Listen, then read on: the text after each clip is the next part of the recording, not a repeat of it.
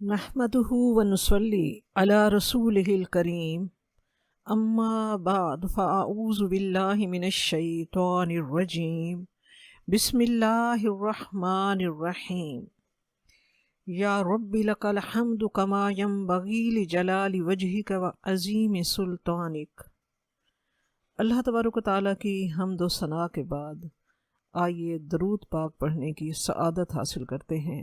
اللہم صلی علی محمد وعلی آل محمد کما صلیت علی ابراہیم وعلی آل ابراہیم انک حمید مجید۔ اللہم بارک علی محمد وعلی آل محمد کما بارکت علی ابراہیم وعلی آل ابراہیم انک حمید مجید۔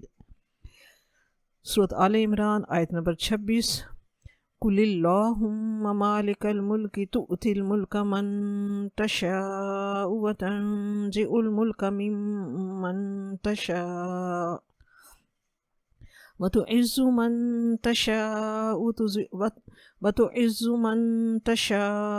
وتذل من تشاء بیدک الخیر انک علی کل شیء قدیر۔ اے نبی صلی اللہ علیہ وآلہ وسلم، آپ کہہ دیجئے کہ اے اللہ، تو تمام بادشاہت کا مالک ہے، کل ملک تیرے اختیار میں ہے، تو حکومت اور اختیار دیتا ہے جس کو تو چاہتا ہے، اور سلطنت چھین لیتا ہے جس سے چاہتا ہے، اور تو عزت دیتا ہے جس کو چاہتا ہے، اور تو ذلیل کر دیتا ہے جس کو چاہتا ہے۔ تیرے ہی ہاتھ میں سب خیر ہے۔ انک علی کل شیء قدیر، یقیناً تو ہر چیز پر قادر ہے۔ یہ آیت ایک دعا ہے جو اللہ تبارک و تعالیٰ نے اپنے پیارے حبیب حضرت محمد صلی اللہ علیہ وآلہ وسلم کو سکھائی، اور آپ صلی اللہ علیہ وآلہ وسلم کی وساطت سے ہم سب کو یہ ملی۔ اور سب سے بہترین دعائیں یقیناً وہ ہیں جو اللہ تبارک و تعالیٰ نے خود سکھائی ہیں، یعنی قرآنی دعائیں، اور اس کے بعد مسنون دعائیں جو اللہ کے پیارے رسول حضرت محمد صلی اللہ علیہ وآلہ وسلم نے ہمیں سکھائیں۔ اللہ تعالیٰ کی یہ سنت ہے کہ جب وہ کوئی چیز دینے پر آتا ہے تو اس کے متعلق دعا جاری فرما دیتا ہے۔ جیسے ہجرت کا حکم آنے سے پہلے اللہ تبارک و تعالیٰ نے اپنے پیارے حبیب کو یہ دعا سکھائی، وَقُلْ رَبِّ أَدْخِلْنِي مُدْخَلَ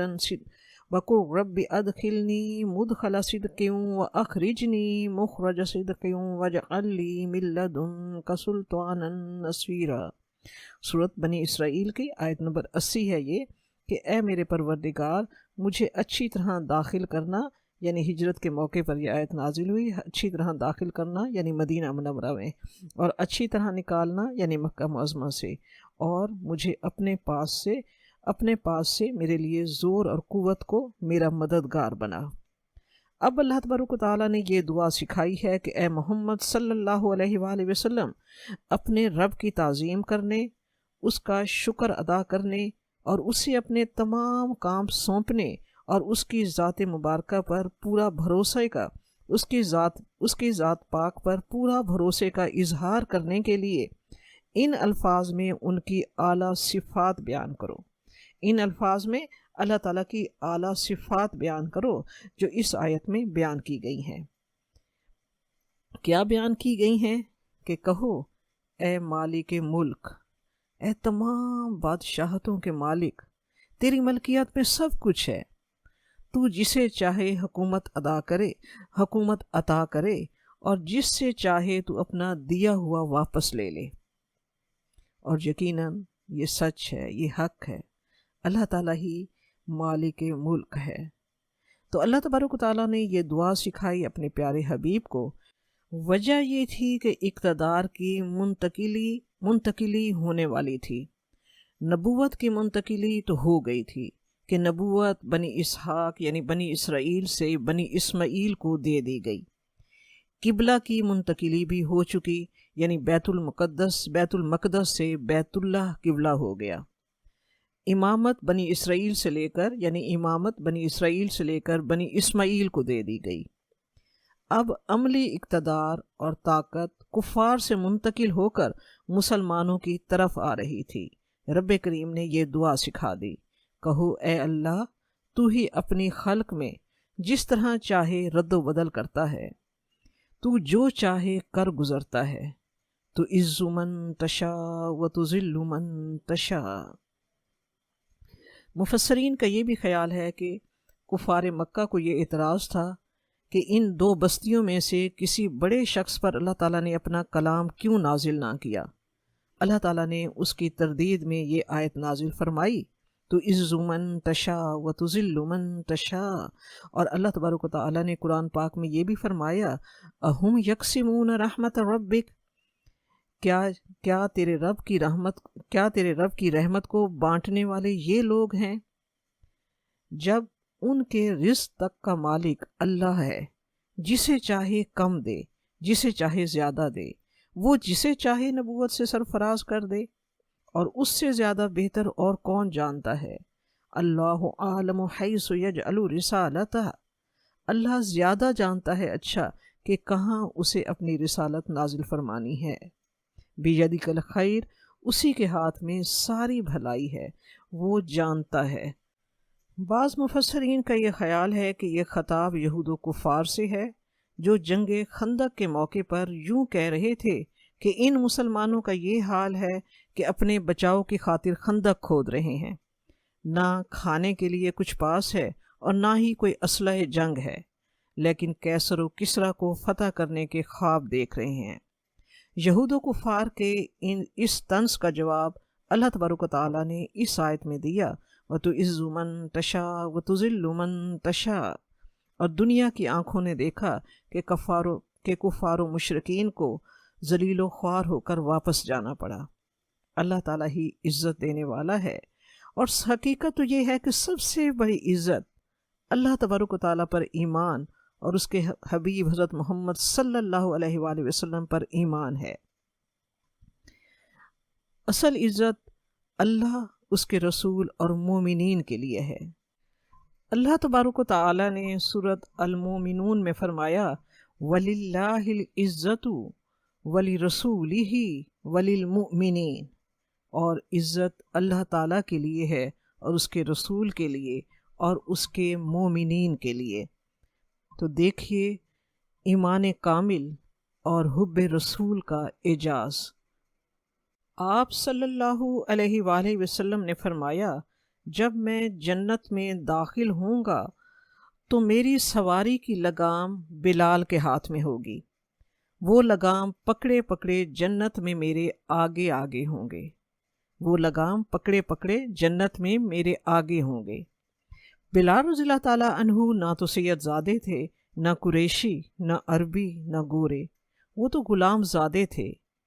اللہ اللہ، یہ مرتبہ ایمان کامل کا اور حب رسول کا یہ اعزاز۔ آیت نمبر 27، تولج اللیل فی النہار وتولج النہار فی اللیل وتخرج الحی من المیت وتخرج المیت من الحی وترزق من تشاء بغیر حساب۔ تو رات کو لے آتا ہے دن میں پرو کر، اور پھر دن کو نکال لاتا ہے رات میں سے پرو کر، اور تو نکالتا ہے زندہ کو مردہ سے، اور اے اللہ تو نکالتا ہے مردہ کو زندہ سے، اور تو دیتا ہے جس کو چاہتا ہے بے حساب رزق۔ اللہ ہی ہے جو رات اور دن کو گھٹا بڑھا کر برابر کر دیتا ہے۔ زمین و آسمان پر، سورج چاند پر پورا قبضہ اور تمام تصرف اسی ذات واحد کو ہے۔ جس طرح وہ رات کے اندھیرے کو دن کی روشنی میں بدلتا ہے، اسی طرح اپنے بندوں کی مشکلات کے اندھیروں سے صبح کی کامیابی کی روشنی نمودار کرنے والا بھی وہی ہے۔ وہی ہے جو زندہ سے مردہ کو اور مردہ کو زندہ اور مردہ سے زندہ کو نکالتا ہے، کھیتی سے دانے اگاتا ہے اور دانوں سے کھیتی کو لہلاتا ہے۔ مرغی انڈے سے پیدا کرتا ہے اور انڈا مرغی سے، اور اس طرح کی تمام چیزیں اے اللہ تیرے ہی قبضے میں ہیں۔ تو جسے چاہے کہ اتنا مال دے کہ گنا نہ جا سکے اور نہ احاطہ کیا جا سکے، اور جسے چاہے بھوک کے برابر روٹی بھی نہ دے۔ ہم مانتے ہیں کہ تیرے ہر کام حکمت سے پر ہیں، تیرے ارادے اور تیرے چاہت ہی سے ہوتے ہیں۔ اور بعض مفسرین کے نزدیک زندہ کو مردہ سے اور مردہ کو زندہ سے نکالنے سے مراد یہ بھی ہے کہ اے اللہ تو اگر چاہے تو مردہ قوموں میں سے ایمان کی حرارت سے بھرپور زندہ قوم کھڑی کر دیتا ہے۔ تو ہی زندگی اور موت کا مالک ہے، تو ہی نفع اور نقصان کا مالک ہے، تو ہی رات کو دن میں سے اور دن کو رات میں سے نکالنے والا ہے۔ تیری ہی ذات وحدہ لا شریک ہے۔ تو ہی رات کی تاریک چادر کو پھاڑ کر صبح کی روشنی نمودار کرنے والا ہے۔ تو ہی تو ہے جو دن کو رات اور رات کو دن بنا رہا ہے، وہی خدا ہے۔ اور ایسے ہی وقت انسان کو تیری پہچان کرواتے ہیں۔ ہم ایسے اہل نظر کو ثبوت حق کے لیے اگر رسول نہ آتے تو صبح کافی تھی۔ ہم ایسے اہل نظر کو ثبوت حق کے لیے اگر رسول نہ آتے تو صبح کافی تھی۔ لا الہ الا اللہ، اللہ کے سوا کوئی معبود نہیں ہے، وہی مالک ملک ہے، کائنات کی تمام بادشاہت اسی کے ہاتھ میں ہے، دنیا اور آخرت کی تمام ملکیت میرے اللہ تعالیٰ ہی کی ہے۔ آیت نمبر 28، لا يتخذ المؤمنون الكافرین اولیاء من دون المؤمنین ومن يفعل ذلك فليس من الله في شيء إلا أن تتقوا منهم تقاه ويحذركم الله نفسه وإلى الله المصير۔ اہل ایمان نہ بنائیں کافروں کو اپنے دوست اہل ایمان کو چھوڑ کر، اور جو کوئی بھی یہ حرکت کرے گا تو پھر اللہ کے ساتھ اس کا کوئی تعلق نہیں رہے گا، سوائے یہ کہ تم ان سے بچنے کے لیے اپنا بچاؤ کرنا چاہو، اور اللہ تعالیٰ تمہیں ڈراتا ہے اپنے آپ سے، اور اللہ تعالیٰ ہی کی طرف تمہیں لوٹ کر جانا ہے۔ اس آیت میں مومنوں کو انفرادی اور اجتماعی دونوں طور پر خطاب ہے، یعنی کوئی مومن کسی کافر کو دوست نہ بنائے، اور مومنوں کی جماعت کافروں کی جماعت کو دوست نہ بنائے، بلکہ انہیں آپس میں یعنی اہل ایمان کو آپس میں میل ملاپ اور دلی محبت رکھنی چاہیے۔ صحیح بخاری میں ہے کہ حضرت حسن رضی اللہ تعالیٰ عنہ نے فرمایا کہ یہ حکم قیامت تک کے لیے ہے۔ حضرت حسن رضی اللہ تعالیٰ عنہ نے فرمایا کہ یہ حکم قیامت تک کے لیے ہے۔ کون سا حکم؟ لا يتخذ المؤمنون الکافرین اولیاء من دون المؤمنین، اس لیے کہ دینی تشخص کی بہت اہمیت ہے۔ اللہ تبارک و تعالیٰ نے سورۃ الممتحنہ کی آیت نمبر 1 میں فرمایا، یا ایہا الذین آمنوا لا تتخذوا عدوی وعدوکم اولیاء، اے مسلمانوں میرے اور اپنے دشمنوں سے دوستی نہ کرو۔ اے مسلمانوں میرے اور اپنے دشمنوں سے دوستی نہ کرو۔ بعض اوقات انسان عزت کی تلاش میں عجیب عجیب کام کرتا ہے، یعنی اپنے ہم مذہبوں کو چھوڑ کر غیر مسلموں سے تعلقات بڑھاتا ہے۔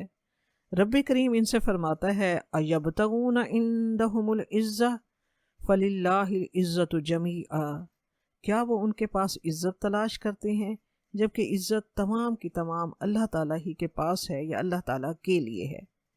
اللہ تعالیٰ فرماتا ہے کہ ایسا مت کرو، ایسا کرنے میں ایمان کو خطرہ ہے۔ اللہ تعالیٰ فرماتا ہے کہ دنیا کی خاطر دین مت بیچو، دنیا کی خاطر دین مت بیچو، یہ دنیاوی فائدوں کے لیے دنیا کی خاطر دین مت بیچو، اور نہ دنیاوی فائدوں کے لیے آخرت کو قربان کرو، دنیاوی فائدوں کے لیے آخرت کو قربان مت کرو۔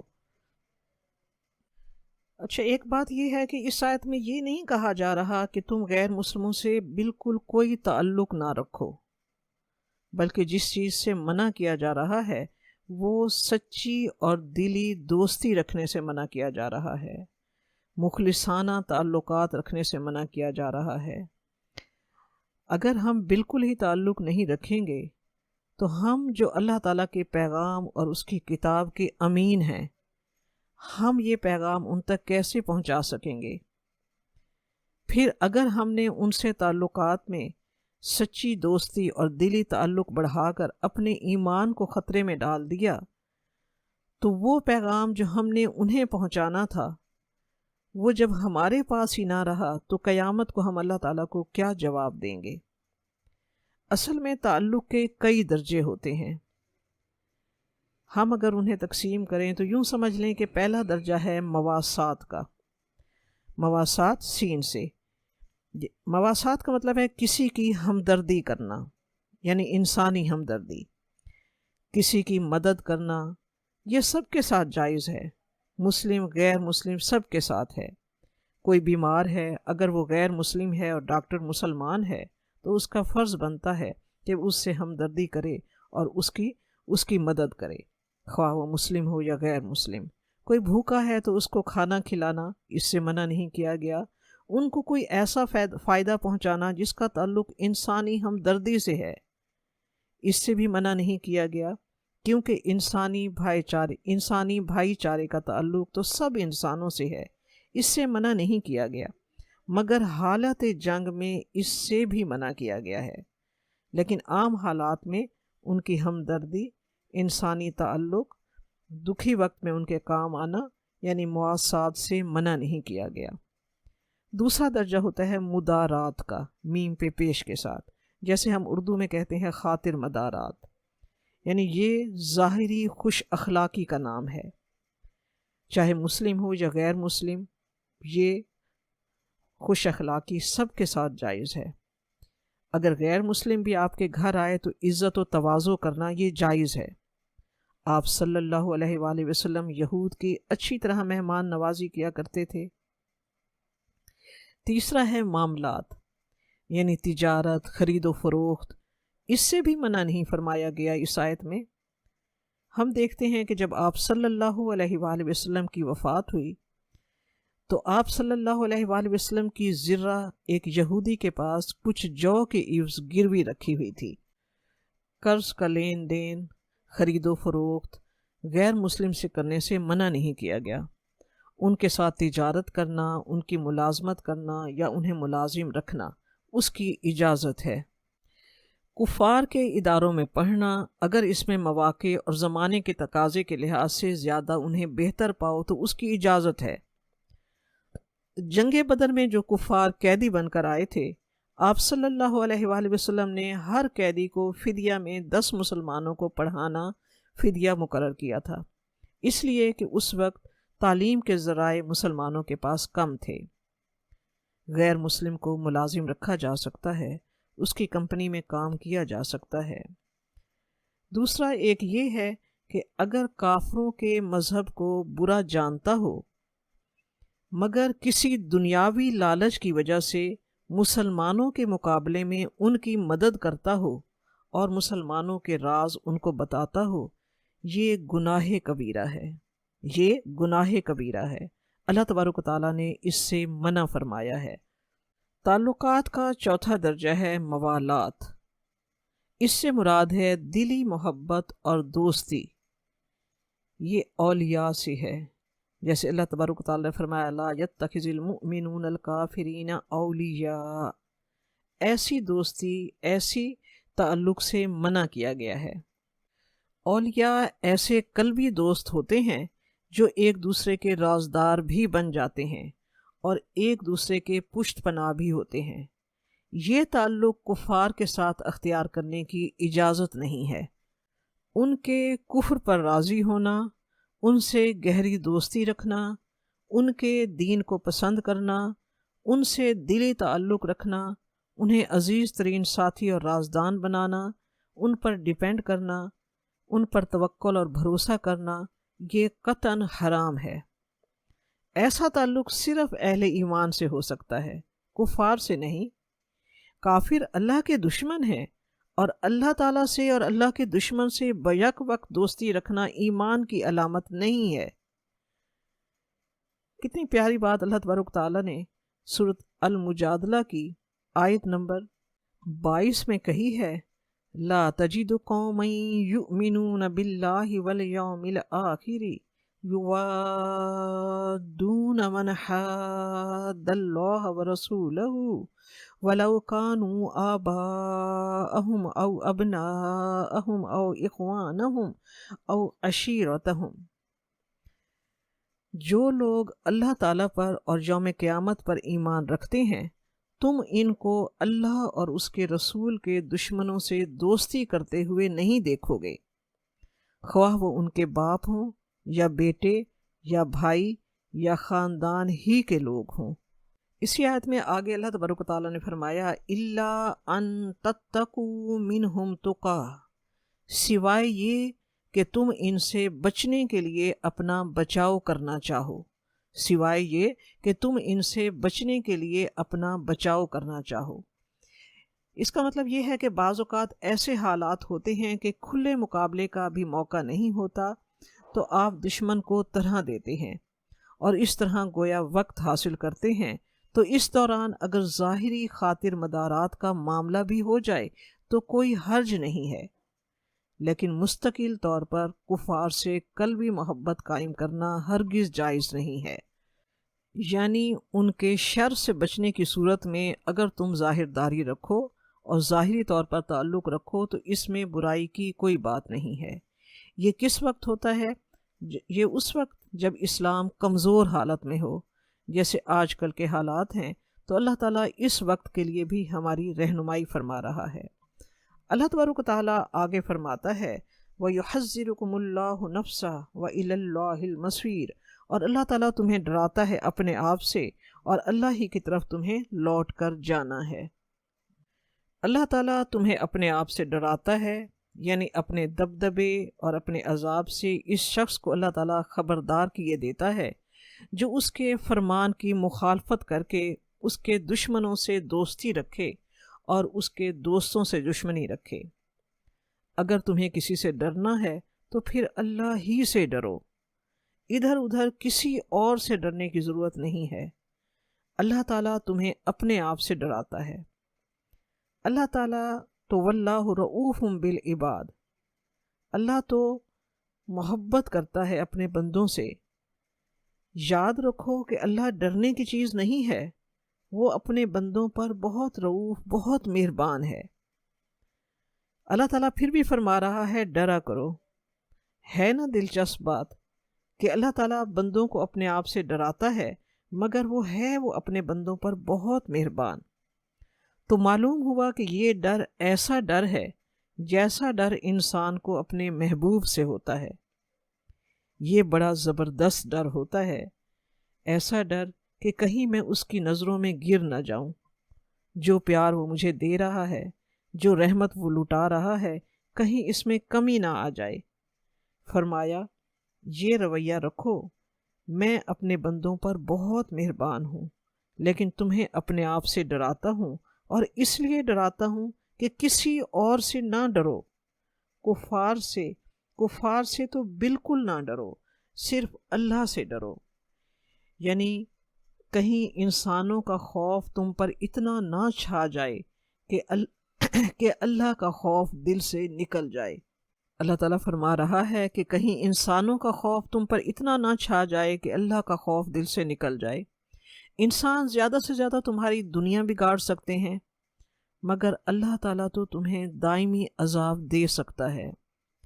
اس لیے اگر کبھی بدرجہ مجبوری کفار سے تقیہ کرنا پڑے تو اس حد تک کرو کہ اسلام کو نقصان پہنچائے بغیر تم اپنا تحفظ کر سکو، مگر خبردار، کفر اور کفار کی کوئی ایسی خدمت تمہارے ہاتھ سے انجام نہ پائے جس سے اسلام کے مقابلے میں کفر کو فروغ ملے اور مسلمانوں پر کفار کے غالب آ جانے کی راہیں کھلیں۔ ان کا خوف ایسا غالب نہ آئے، بلکہ ڈر صرف اللہ تعالیٰ کا تمہارے دل میں ہو۔ صرف اللہ سے ڈرو کیونکہ اللہ تعالیٰ ہی کی طرف تمہیں لوٹ کر جانا ہے۔ آیت نمبر 29، قُلْ إِن تُخْفُوا مَا فِي صُدُورِكُمْ أَوْ تُبْدُوهُ يَعْلَمْهُ اللَّهُ وَيَعْلَمُ مَا فِي السَّمَاوَاتِ وَمَا فِي الْأَرْضِ وَاللَّهُ عَلَى كُلِّ شَيْءٍ قَدِيرٌ۔ کہہ دیجئے اے نبی صلی اللہ علیہ وآلہ وسلم، اگر تم چھپاؤ جو کچھ کہ تمہارے سینوں میں ہے اور یا اسے ظاہر کر دو، اللہ تعالیٰ اسے جانتا ہے، اور وہ جانتا ہے جو کچھ کے آسمانوں میں ہے اور زمین میں ہے، اور اللہ تعالیٰ ہر چیز پر قادر ہے۔ آیت نمبر 30، یوم تجد کل نفس ما عملت من خیر محضرا وما عملت من سوء تود لو ان بینها وبینہ امدا بعیدا ویحذرکم اللہ نفسہ واللہ رؤوف بالعباد۔ اس دن کا تصور کرو جس دن ہر جان اپنے سامنے موجود پائے گی ہر نیکی جو اس نے کی ہوگی اور ہر برائی جو اس نے کمائی ہوگی، اور ہر جان یہ چاہے گی کہ کاش اس کے اور اس کے نامہ اعمال کے درمیان ایک زمانہ دراز حائل ہوتا، اور اللہ تعالیٰ ڈرا رہا ہے تمہیں اپنے آپ سے، اور اللہ تعالیٰ اپنے بندوں کے حق میں بہت شفیق ہے۔ تمام معاملات، رویوں، تعلقات اور احساسات و جذبات کا اصل منبع دل ہوتا ہے۔ تو رب کریم فرما رہا ہے جان لو کہ اگر تم دل میں قلبی تعلق رکھتے ہو اور ظاہر کر رہے ہو کہ تمہارا یہ تعلق ظاہر ہے، تو اللہ تعالیٰ جانتا ہے جو کچھ تم ظاہر کر رہے ہو اور جو کچھ تم چھپاتے ہو۔ یعنی اے مسلمانوں، اگر تم کفر کی محبت کو دل میں جگہ دو گے یا کافروں سے محبت کا برتاؤ رکھو گے تو تمہارے یہ باطنی اور ظاہری اعمال اللہ تعالیٰ کی نظر سے پوشیدہ نہیں رہ سکتے۔ لہٰذا تم اللہ تعالیٰ کی دی ہوئی رعایت سے اسی قدر فائدہ اٹھاؤ جس کے بغیر کوئی چارہ نظر نہ آ رہا ہو، یعنی جس حد تک اللہ تعالیٰ کی طرف سے رعایت دی گئی ہے غیر مسلموں سے تعلق رکھنے کی، اسی حد کے اندر اپنے تعلقات کو رکھو۔ یاد رکھو اللہ تعالیٰ بڑی قدرت والا ہے، نہ صرف وہ قادر ہے بلکہ عالم الغیب والشہادہ ہے، وہ ظاہر اور غیب سب کو جانتا ہے۔ وہ تمہیں دنیا میں بھی سزا دینے پر قادر ہے، اور ممکن ہے کہ خود کسی کو اپنی مرضی سے ڈھیل دیے رکھے، مگر جب وہ پکڑے گا تب دبوچ لے گا، تب نہ مہلت ملے گی اور نہ رخصت۔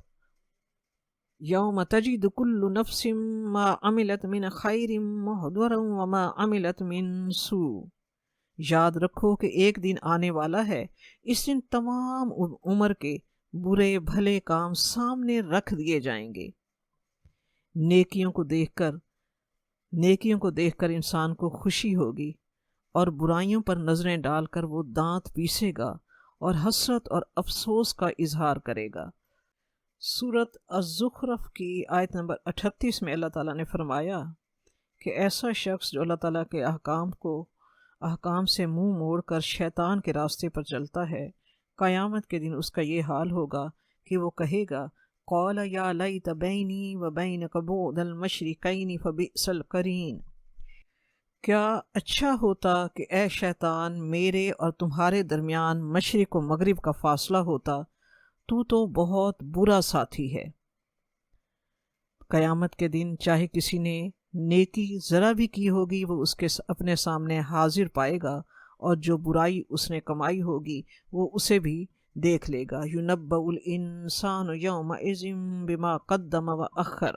سورۃ القیامہ کی آیت نمبر 13 یہی ہے کہ یُنَبَّأُ الْإِنسَانُ یَوْمَئِذٍ بِمَا قَدَّمَ وَأَخَّرَ۔ اس دن انسان کو جو عمل اس نے آگے بھیجے اور جو پیچھے چھوڑے ہوں گے سب بتا دیے جائیں گے۔ تو اس آیت میں اللہ تبارک و تعالیٰ نے روز محشر ایک گناہگار کی تمنا اور حسرت کا ذکر کیا ہے، جس کی وجہ یہ ہے کہ قیامت کے دن کی سختیوں اور دوزخ کی ہولناکیوں سے بچ جانا ہی اصل کامیابی ہے، یہ اس دن اسے معلوم ہوگا۔ اس لیے آپ صلی اللہ علیہ وآلہ وسلم کا فرمان مبارک ہے کہ جس کام سے میں تمہیں روکوں اس سے رک جاؤ، اور جس نیک کام کا میں حکم دوں تو جہاں تک ہو سکے بجا لاؤ۔ تو قیامت کے دن کی سختیوں اور دوزخ کے عذاب سے بچ جانا ہی اصل کامیابی ہے۔ نیک اعمال کرنے کی نسبت برے کام کو چھوڑنا بہت مشکل ہوتا ہے، اس لیے کتاب و سنت میں نیک اعمال بجا لانے کی نسبت برے کاموں کو چھوڑنے کی بہت زیادہ تاکید ہے۔ اللہ تبارک و تعالیٰ فرماتا ہے دوبارہ کہ اللہ تمہیں اپنے آپ سے ڈرا رہا ہے، وَيُحَذِّرُكُمُ اللَّهُ نَفْسَهُ وَاللَّهُ رَءُوفٌ بِالْعِبَادِ۔ اللہ تعالیٰ تمہیں اپنے آپ سے ڈراتا ہے، اپنے دبدبے اور اپنے عذاب سے خبردار کرتا ہے۔ وَاللَّهُ رَءُوفٌ بِالْعِبَادِ، اللہ تعالیٰ بہت شفیق ہے اپنے بندوں پر، اور یقیناً یہ اللہ تعالیٰ کی بندوں سے محبت اور شفقت ہی ہے کہ اللہ تعالیٰ اپنے بندوں کو برے انجام سے آگاہ کر رہا ہے زندگی ہی میں اسے، تاکہ وہ برے انجام سے بچ جائے۔ یعنی یہ تنبیہات، یہ وارننگ اللہ تعالیٰ بار بار اس لیے دے رہا ہے، اللہ چاہتا ہے کہ میرے بندوں کی عاقبت خوار نہ ہو، عاقبت خراب نہ ہو۔ یقیناً واللہ رؤوف بالعباد، اللہ تعالیٰ اپنے بندوں کے حق میں بہت شفیق ہے۔ رب زدنی علما، سبحانک اللہم وبحمدک، اشہد ان لا الہ الا انت، استغفرک واتوب الیک۔